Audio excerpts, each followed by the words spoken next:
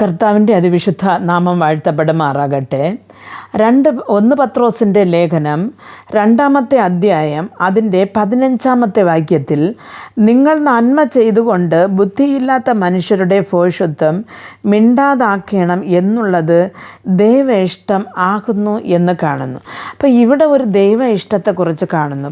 കാര്യം എന്ന് പറഞ്ഞാൽ, പ്രിയ ദൈവമക്കളെ, നമുക്ക് ദോഷം പ്രവർത്തിക്കുകയും ചിന്തിക്കുകയും ചെയ്യുകയും ചെയ്യുന്നവർ ഒരുപാട് പേരാണ്. വായിൽ കൂടെയും വാക്കിൽ കൂടെയും നമ്മെ കുത്തി നോവിച്ച് കരയിച്ച് വേദനപ്പെടുത്തുന്ന ഒരു സമൂഹത്തിൻ്റെ അല്ലെങ്കിൽ ഒരു കുടുംബത്തിൻ്റെ മധ്യയിലാണ് നമ്മുടെ ജീവിതം. അപ്പോൾ അങ്ങനെ ജീവിച്ചു കൊണ്ടിരിക്കുമ്പോൾ കർത്താവ് പറയുന്ന അവർക്ക് വാ കൊണ്ട് നമ്മൾ അല്ലെങ്കിൽ നമ്മുടെ ഒരു നല്ല വശം പറഞ്ഞ് തിരുത്തുവാനോ അവരോട് അതിനെ നമുക്ക് മനസ്സിലാക്കുവാൻ ശ്രമിച്ചാലോ നിർബന്ധമായിട്ട് നടക്കത്തില്ല.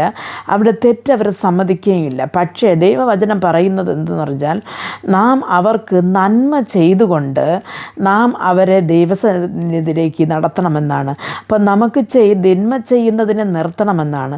പ്രിയ ദൈവമക്കളെ, നമ്മെ നോവിപ്പിച്ച, നമ്മെ കരയിച്ച, അല്ലെങ്കിൽ നമ്മുടെ വിഷമത്തിലാക്കിയവരോട് നാം വീണ്ടും കയ്പും വിദ്വേഷവും വെച്ചുകൊണ്ടിരിക്കാതെ അവരെ സ്നേഹിക്കുവാനും അവർക്ക് ഒരു നന്മ ആവശ്യമുള്ളപ്പോൾ, എന്ന് പറഞ്ഞാൽ നമുക്ക് ഓടിപ്പോയി എപ്പോഴും അവരുടെ ആവശ്യങ്ങൾ നമുക്ക് തലയിടുവാനോ പറയുവാനോ പറ്റത്തില്ല.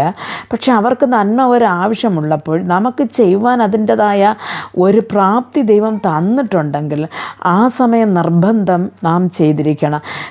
എങ്ങനെയെന്ന് വെച്ചാൽ, ക്രൂശ് മരണത്തോളം ക്ഷമിക്കുകയും നന്മ പ്രവർത്തിക്കുകയും ചെയ്ത യേശു ക്രിസ്തു നമുക്കൊരു മുൻമാതൃയായിരിക്കുമ്പോൾ ആ ഒരു മുൻമാതൃയെ പിടിച്ചുകൊണ്ട് നാം നമ്മുടെ മരണത്തോളം നമുക്ക് ക്ഷമിക്കുവാനും അടുത്തവരെ സഹായിക്കുവാനും സ്വർഗരാജ്യത്തിലേക്ക് കൊണ്ടുപോകുവാനും സാധിക്കണം.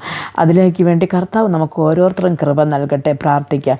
ഞങ്ങളെ അതിവാത്സല്യമായി സ്നേഹിച്ച് വഴി നടത്തുന്ന ആ സ്വർഗസ്ഥ പിതാവേ, അനുഗ്രഹമായ ദൈവം, ഈ സമയത്ത് ഈ വചനം കേട്ട ഓരോരുത്തരും അപ്പൻ്റെ കരങ്ങൾ തരുന്നു.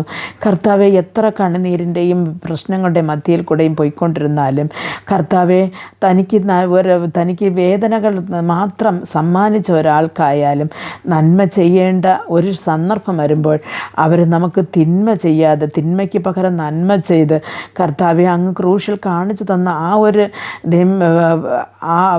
ആ മാതൃക നമ്മൾ പിൻപറ്റുവാനും അങ്ങയുടെ സന്നിധിയിൽ വന്നെത്തുവാനും നീ ഞങ്ങൾക്ക് കൃപയും ആത്മാവിൻ്റെ ബലവും തന്ന് വഴി നടത്തണമെന്ന് പ്രാർത്ഥിക്കുന്നു.